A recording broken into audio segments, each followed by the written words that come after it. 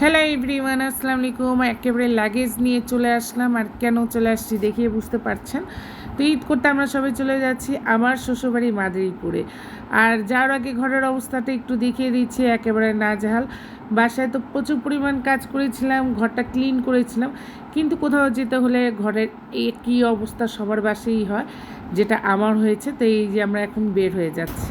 দেশে যাওয়া মানে অনেক বড় প্যারা। আমার এমনিতে ঠান্ডা জ্বর, তার উপর থেকে এই যে খুব ইচ্ছা ছিল এদের জন্য ঘরটাকে অনেক সুন্দর করে গুছাবো, আসলে পারতেছি না, যেহেতু এখন বের হয়ে যাব। যাই হোক, এখানে একটু সোফাতে কাপড় চোপড় দিয়ে দিলাম, যেহেতু ধুলাবালি আসবে।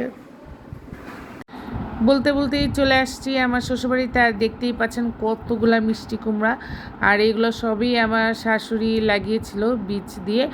আর মাশাল্লাহ দেখে আরও আসতেছে, সব তুলে তুলে আনছে। আর এই দিক থেকে আমার ভাসুর একটা খাসি জবাই দিয়েছে, কারণ আমার ভাসুরের মেয়ে একটু অসুস্থ ছিল, তার উপর থেকে সৎকার দেওয়ার জন্য। আর দেখতেই পাচ্ছেন কাঁঠাল গাছে কাঁঠাল হয়েছে। তো আসলে দেশ গ্রামে এগুলো দৃশ্য দেখতে অনেক বেশি ভালো লাগে।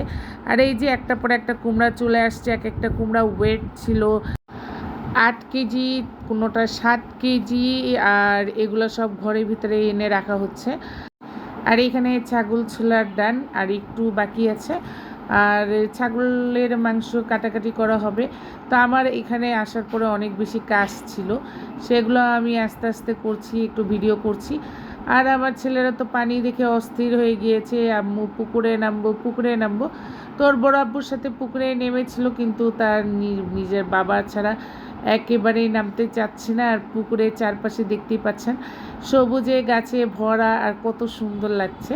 বাট আমি পুকুরে পানি টাচ করি না, কারণ আমার কাছে ভয় লাগে। ওরা পুকুরে দুষ্টুমি করতে করতে কিছু আম পেড়ে নিয়ে আসছে। আমার শাশুড়ি বেশ কয়েকটা আম গাছ আছে, অনেক বেশি আম হয় না, বাট মোটামুটি হয়েছে। তো আম পেড়ে নিয়ে আসলো, আমের জুস বানাবো। আর আমার হাজব্যান্ড বলছিল আমি কিন্তু আমের জুস খাবো ইফতারের পরপর। তো আমি এখানে লেগে গিয়েছি আম তাড়াতাড়ি জুস করার জন্য, কিছু তরমুজের শরবত করব।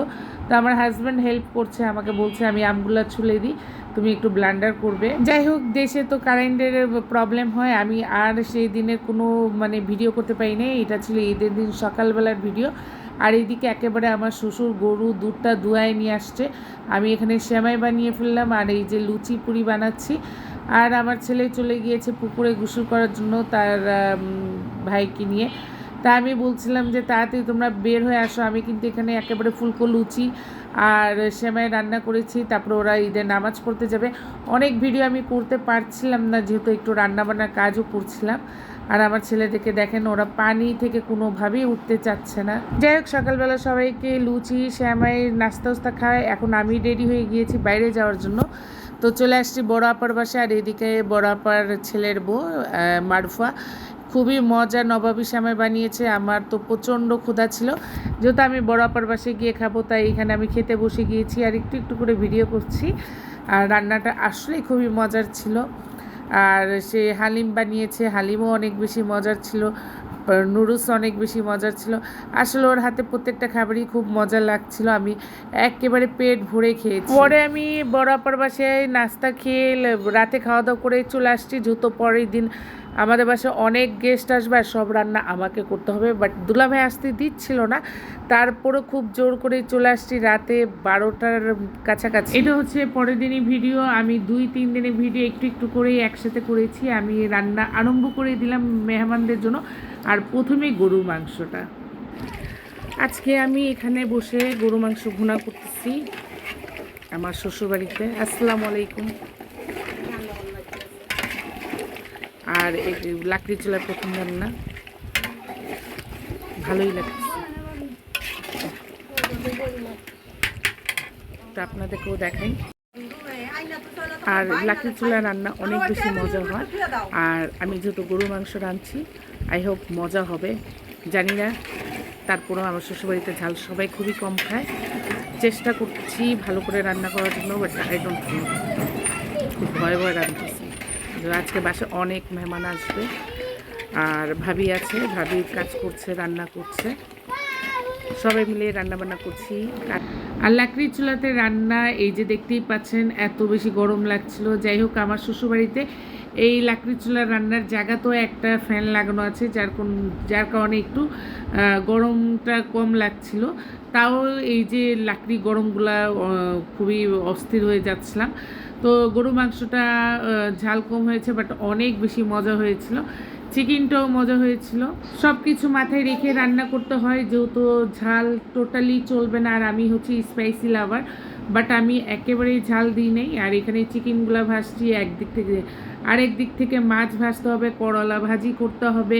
তো মোটামুটি ভাবি অনেক হেল্প করছিল, আমার শাশুড়িও হেল্প করছিল, যার কারণে রান্না বান্না অনেক তাড়াতাড়ি হয়েছে। আর আমার ভাবিকে, শাশুড়িকে অনেক অনেক ধন্যবাদ যে আমাকে এতটা হেল্প করার জন্য। আর এই যে এখানে চিকেন রোস্ট করছি, তো আলহামদুলিল্লাহ সব কিছু ঠিকঠাক ছিল, সবারই পছন্দ হয়েছে। এই তো এখানে আমার গরু মাংস রান্নার ডান।